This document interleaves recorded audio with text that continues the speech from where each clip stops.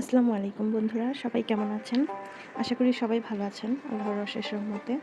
তো এই যে আমার কিছু খাসির পায়া ছিল, এই পায়াগুলো আজ আমি এগুলো পরিষ্কার করব।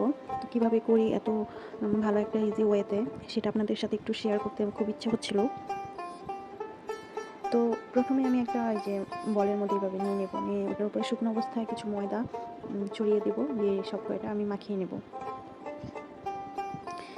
মাখা হয়ে গেলে এগুলো সব আস্তে আস্তে আমি একটা একটা করে সিঙ্গেলভাবে ধরে ধরে আমি এগুলো একটু মাখিয়ে মাখিয়ে চিমটিয়ে চিমটিয়ে পরিষ্কার করে আর হালকা হালকা বড় বড় বা ছোটো ছোটো যে প্লুমগুলো সেগুলো উঠিয়ে নেবো। বেশিক্ষণ লাগবে না। এরকম করে সবগুলো সিঙ্গেলভাবে একটা একটা করে করবো, সব একসাথেই করা যাবে না। কিন্তু আপনি এগুলো যদি ময়দা না মানে বেসন দিয়ে আপনি এগুলো উঠাবেন, বেসন দিয়ে খুবই তাড়াতাড়ি এগুলো উঠে যায়। এটা আমি খুবই উপকৃত হয়েছি। সেটাও ট্রাই করতে পারেন, কিন্তু এটা আমার কাছে অনেক বেস্ট মনে হয়েছে। তো আপনি একবার এটা ট্রাই করে দেখতে পারেন। আসলে হয় কি, এই যে পশমটা লেগে থাকার জন্য অনেকেই এই পায়াটা নিতে চান না, ঝামেলা পোহাতে হয় অনেক বেশি। কিন্তু একটু কষ্টসাধ্য হলেও খেতে কিন্তু দারুণ লাগে।